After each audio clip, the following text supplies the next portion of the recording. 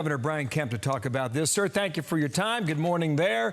Here are the total cases, 114,000 among children ages 1 to 17. Total hospitalizations, 1,452. Total deaths are 12. Vaccination rates is something I'd like to find out from you, sir. At the moment, one dose, about 48%. Fully vaccinated, right around 40% in your state. Can you get that number higher?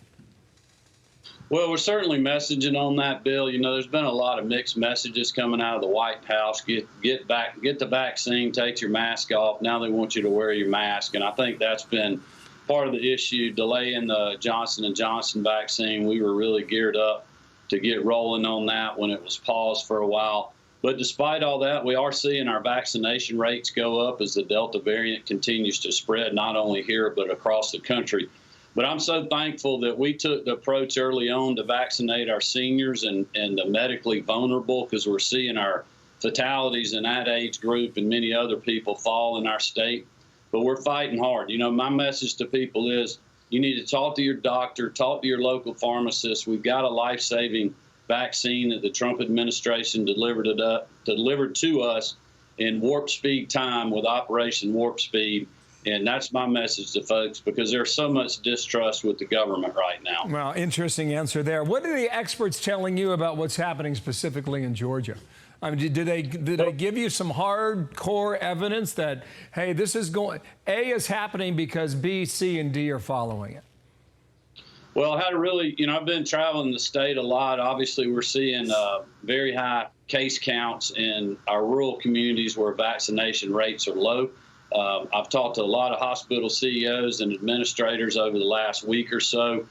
We've been doing that constantly throughout the pandemic. On a Metro hospital CEO call yesterday, every one of those systems, 90+% of the COVID patients in the hospital have not been vaccinated. So my message to folks is, you know, do your due diligence, make a good healthcare decision for yourself. But I don't believe mandating vaccines or masks or anything else is going to work at this point.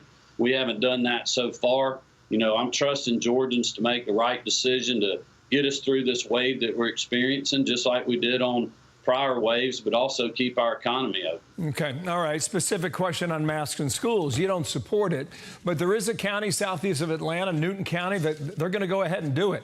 The superintendent, Samantha Furry, I think is how you say your name, she said this: we tried the mask optional status, but now must revert to requiring mask usage due to the considerable spike in cases. No one likes wearing a mask. I understand that. But if parents in the community want our children to be able to attend school in person, we must do this at least for now. What would you say to her? Would you intervene there?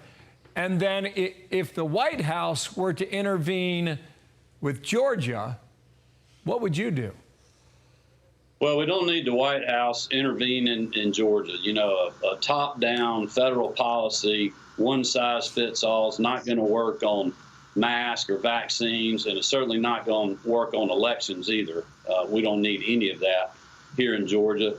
The way our system works, we've got a statewide elected school superintendent. We have local boards. We've got a state board of education. And we're taking the same tack that we did last year at this time. We're trusting our local schools, the local school boards, to work and listen with their parents. And each of them are doing different things to help us get through this fight.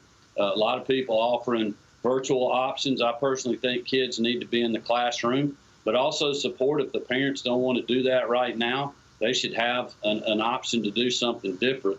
And we're going to continue to support them every way that we can. Okay, so if Newton County says wear a mask, you're not going to stop that. Well, I've been a local control governor, especially when it comes to education. I think, you know, best decisions are made closest to the people. That's why I don't think a federal mandate's a good idea, and I certainly don't think a state one's that way. So I'm trying to be consistent in how I've handled things throughout the pandemic, not just now, but even 1 year ago when we were the first state in the country to start reopening schools and get kids back in the classroom in person. And we had a great year last year, and I'm trusting our superintendents, and we're going to continue to work with them to make that happen. Okay. Governor, thank you for your time. There's a lot to get to. Please come back. We're going to follow this and see whether or not your strategy is working or not. Brian Kemp, thank you for your time in Atlanta today.